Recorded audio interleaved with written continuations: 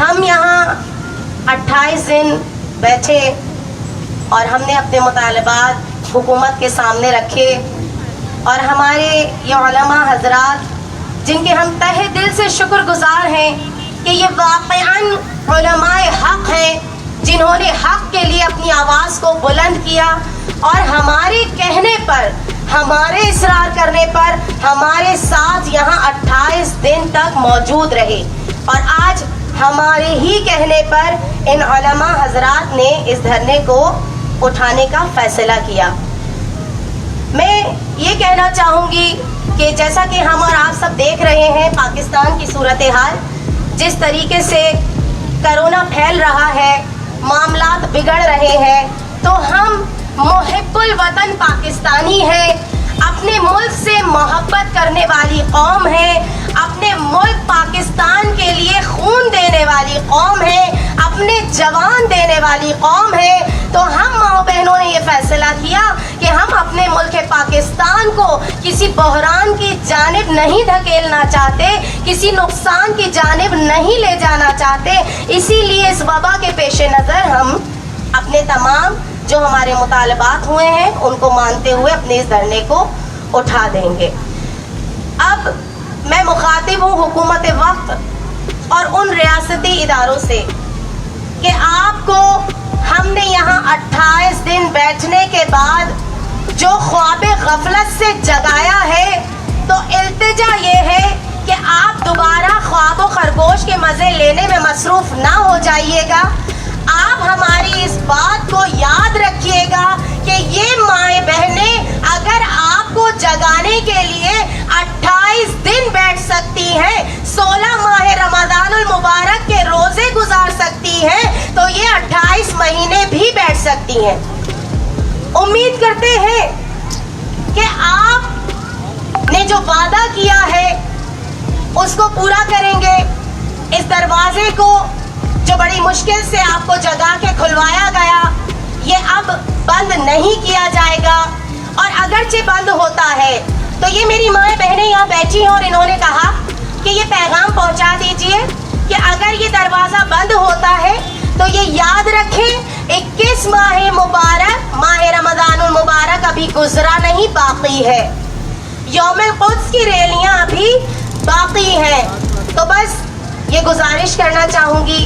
کہ آپ اپنے وعدے کو وفا کریں اور ثابت کریں کہ آپ واقعاً اچھی حکومت ہیں، اچھے ریاستی ادارے ہیں، اور اب آپ ہمارے تمام تر پیاروں کو ہمیں لوٹائیں گے انشاءاللہ۔ ہم مائیں بہنیں آپ سے یہ امید کر کے اس امید پہ اس دھرنے سے اٹھ رہی ہیں۔ اب میں یہ کہنا چاہوں گی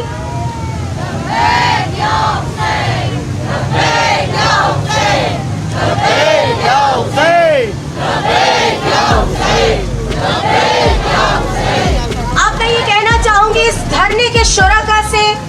اور جیسا کہ آقا نے کہا گھر میں بیٹھے ہوئے انٹرنیٹ یوز کرنے والے لوگوں سے، اپنے موبائل کا بہترین استعمال کرنے والے لوگوں سے، کہ لوگ کہیں اس دھرنے سے کیا فائدہ ہوا، تو بھائی ہمیں نہیں معلوم آپ کو کیا فائدہ ہوا یا نہیں ہوا، لیکن ہمارے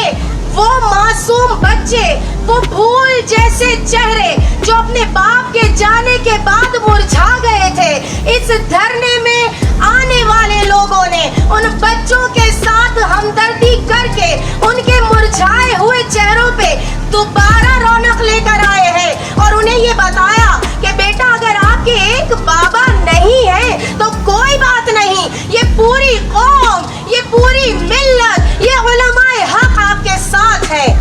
اور ہمارے بچے اس ذہنی تناؤ سے واپس باہر آئے ہیں۔ ہمیں اس دھرنے سے یہ فائدہ ہوا، نہ کہ صرف یہ فائدہ ہوا کہ ہمارے پیارے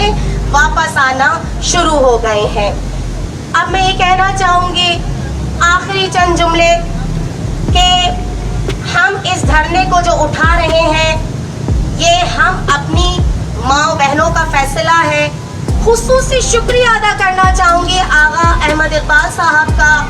آغا محمد حیدر عباس صاحب کا، پیر موسیٰ صاحب کا۔ بہترین علماء حق ہم نے آپ کو پایا ہے، علماء مجاہد ہم نے آپ کو پایا ہے، اور ہم نے آپ کو اپنے ساتھ شانہ بشانہ نہیں بلکہ اپنے آگے کھڑے ہوئے پایا ہے۔ آپ نے ہمیشہ ہم سے کہا کہ ان ماؤں بہنوں، ان जो बुरा वक्त आएगा बेटा, हम आपके साथ नहीं आपके आगे खड़े हैं। और इन्होंने इस बात को साबित करके दिखाया। और हम तमाम